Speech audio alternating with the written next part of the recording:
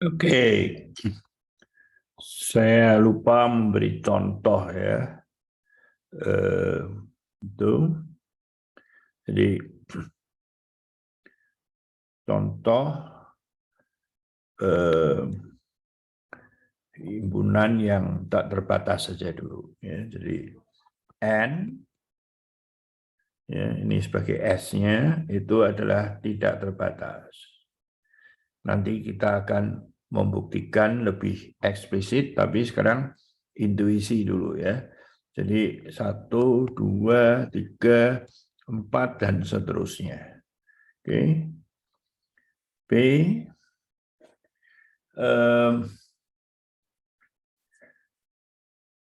Kalau S ini tak terbatas, sekarang S-nya ganti, tapi seper N. N-nya bilangan asli. Ya. Jadi kalau kita lihat N-nya 1,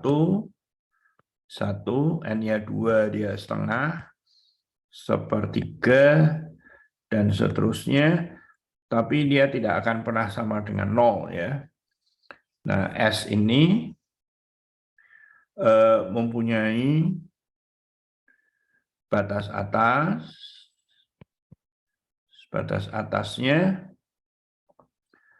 boleh 1, boleh 1,0001, 1,5 boleh, 2 boleh, dan seterusnya. Ya. Nah, juga S itu mempunyai batas bawah.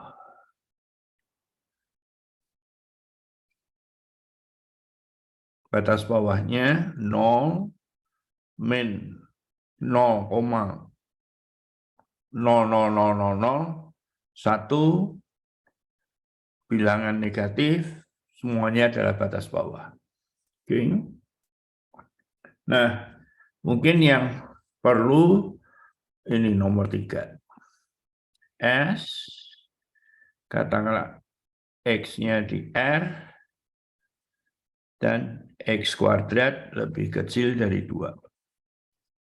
Nah, saat ini saya belum boleh menulis ya bahwa X-nya itu adalah akar 2 lebih besar dari min akar 2. Ini saya tidak boleh saat ini. Karena apa? Karena akar 2 itu belum dikenali ini sekarang sampai saat ini. Ya. Demikian pula minus. Jadi sebetulnya ini rahasia kita saja. Ya. Yang boleh saat ini adalah menulis X kuadrat lebih kecil 2 ya. Jadi semua sudah kita kenal. Nah, dari sini kita tahu bahwa S itu terbatas di atas. Ya. Jadi kita akan membuktikan untuk setiap X di S, X itu lebih kecil dari 2. Jadi 2-nya ini batas atas. Nah, caranya adalah kalau jika ada X anggota S dan jadi lawannya tadi kan, dan X-nya itu lebih besar dari 2, maka X kuadrat itu lebih besar dari 4. Nah, di sini terjadi kontradiksi ya, bahwa S-nya itu tadi kuadratnya harus lebih kecil 2, tapi kalau di sini X kuadrat itu lebih besar dari 4. Ya, dan tentu saja dia lebih besar dari 2. Jadi kontradiksi, oleh karena itu ini benar gitu. Ya. Jadi jika ada X ya, ini jadi jika ada X sehingga begini, ini adalah lawan dari ini. Karena ini salah, jadi ini yang benar. Oke. Nah, kita tadi sudah melihat bahwa kalau S itu mempunyai batas atas M,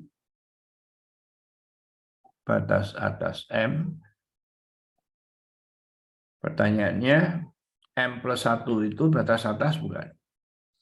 M plus 1 apakah juga batas atas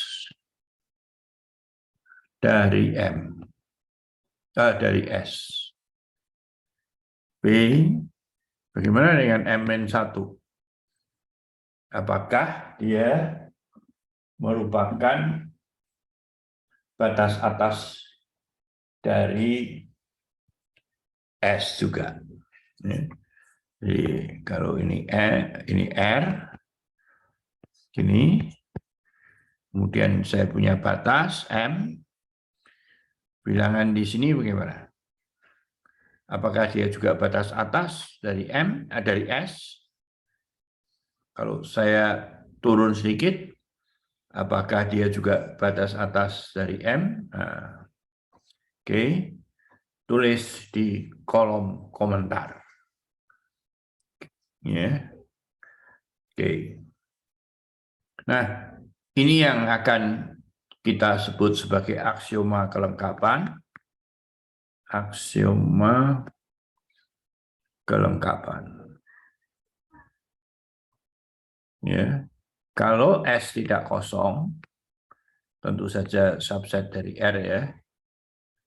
Ya. Jika S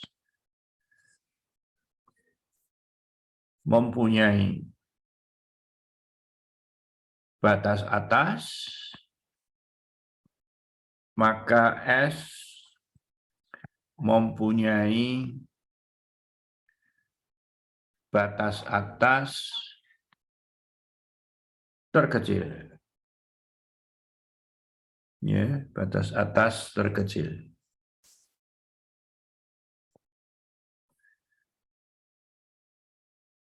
Oke.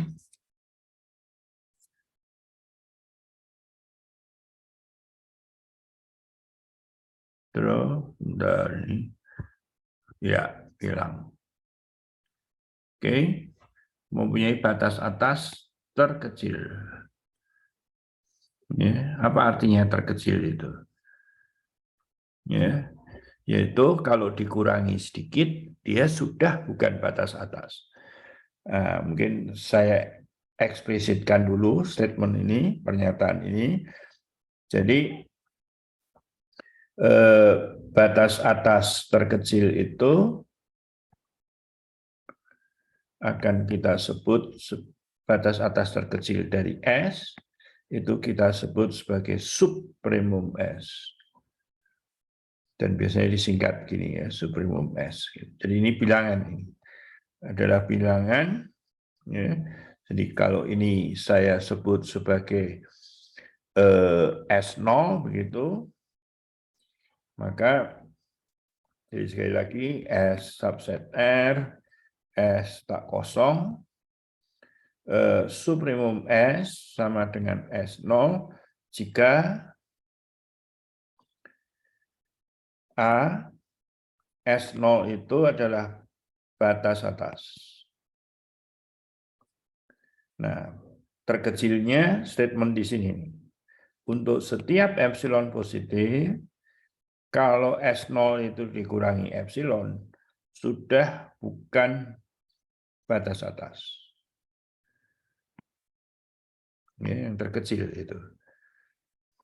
Ya.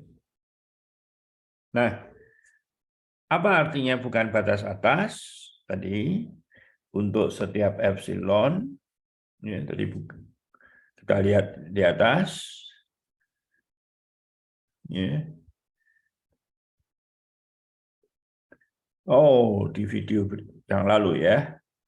Oke, di video yang lalu, bukan batas atas, artinya ada X anggota S, demikian sehingga S0 min epsilon itu lebih kecil X. Yang tentu saja masih harus lebih kecil dari S0. Ya. Kalau ini karena S0-nya adalah batas atas. Begitu. Oke. Nah, kita lihat yang tadi, ya, kita yang lihat tadi, contoh yang kedua tadi, bahwa S-nya itu adalah 1/n, N anggota dari N. Nah, ini supremum S itu adalah 1. Ya. Jadi S-nya itu 1,5. Gitu ya. Jadi ini yang paling kecil. Ini sudah bukan batas atas, karena ini unsur di S. Ya. Nah, kalau kita mengenal batas atas terkecil, nanti kita akan mengenal batas bawah terbesar. Ya, jadi sebetulnya kita lihat kembali, statementnya boleh diganti dengan seperti ini. Jika S mempunyai batas bawah, ya, mungkin bagus kuning, ya, batas bawah, maka S mempunyai batas bawah bukan terkecil tapi terbesar. Gitu. Nah, yang batas bawah terbesar itu yang disebut sebagai infimum. Ya, batas bawah terbesar. Gitu. Nah, statementnya adalah apa? Jadi infimum S, jadi yang kuning ya, katakanlah oh ini S kecil ya, sudah S saja ya. Jadi S harus merupakan batas bawah itu, dan untuk setiap epsilon S ditambah epsilon bukan batas bawah. Ya, bukan batas bawah. Artinya apa? Untuk setiap epsilon ada unsur X, sehingga S-nya tentu sebagai batas bawah dia lebih kecil dari X, tapi ada ya di sini, lebih kecil dari S ditambah epsilon. Nah, di dalam hal ini, infimum dari S itu adalah 0, walaupun 0 bukan anggota dari S ya. Jadi perhatikan bahwa 0 itu tidak masuk di S. Tapi ini 0, kalau saya ambil epsilon positif, ada banyak, 1000 dan lain sebagainya. Ya, 1/1000 dan sebagainya. Oke. Nah, satu lagi yang akan diperlukan adalah sifat Archimedes. Ya. Sifat Archimedes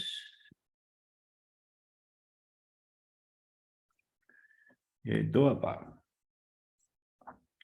Untuk setiap bilangan real X, ada bilangan asli N, ya. Demikian sehingga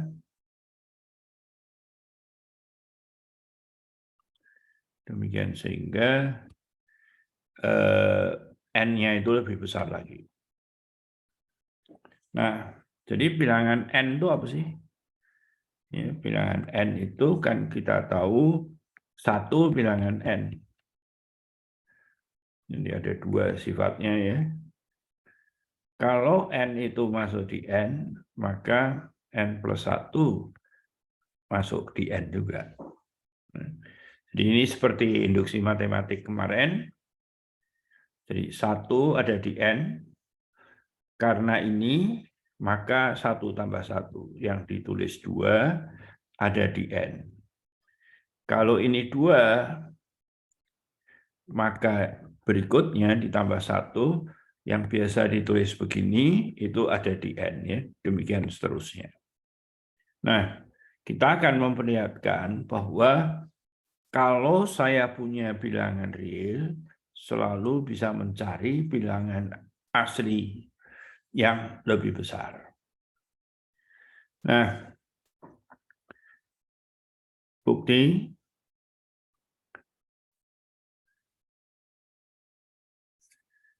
jadi kalau membuktikan untuk setiap, Kita tidak perlu harus semuanya dibuktikan, tapi cukup dengan ambil X anggota real sembarang. Ya, jadi ini mewakili semua nanti. Nah, jadi yang diminta adalah ada bilangan asli. Nah, kalau statement ini tidak dipenuhi, ya, kalau statement ini tidak dipenuhi, artinya apa?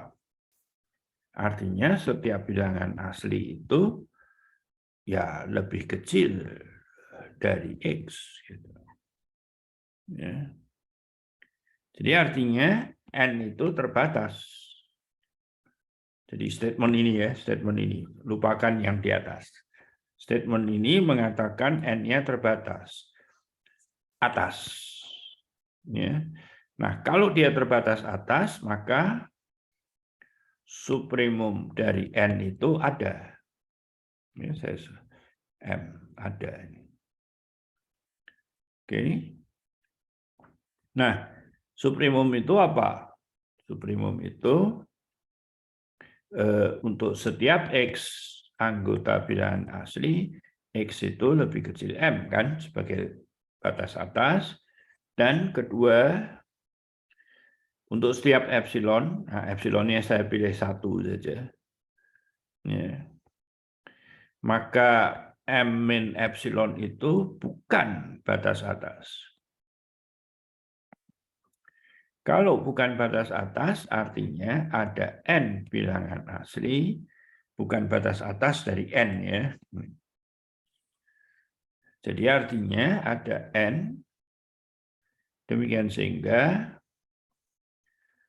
N-nya itu lebih besar dari M min epsilon. Karena dia bukan batas atas. Tapi epsilonnya tadi 1. Ya. Jadi epsilonnya 1.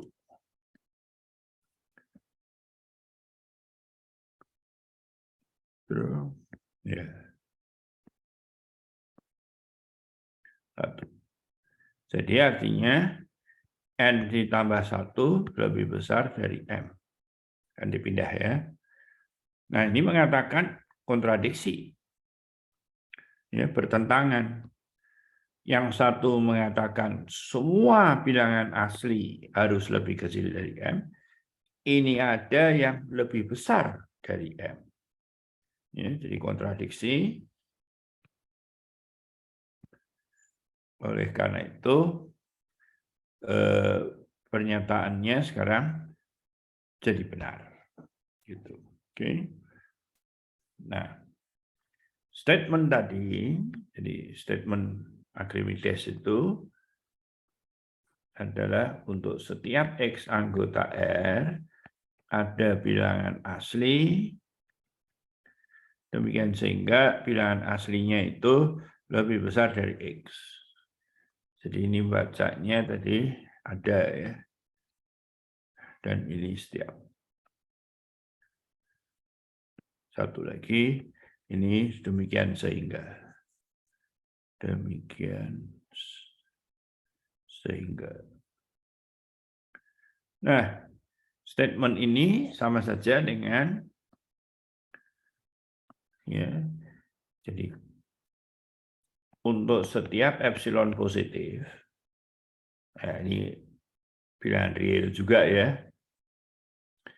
Maka kalau ini kecil, seper epsilon itu besar. Ya, dan menurut di atas ada N bilangan asli, demikian sehingga N itu lebih besar dari seper epsilon. Atau dengan kata lain, ini pindah ke sana, itu pindah ke sana, jadi 1/N itu lebih kecil dari epsilon. Jadi statementnya untuk setiap epsilon ada N sehingga begini. Ya, ini akan kita pakai berkali-kali nanti. Ya. Ini yang disebut sebagai sifat Archimedes. Oke. Ya, saya kira dengan ini Anda bisa mengerjakan soal 1.5, 1.6, ya mungkin dalam 1 minggu 1.10 ya. Kita lihat hari Senin berapa, ini sampai hari Selasa, dan ini Kamis. Oke, sampai ketemu.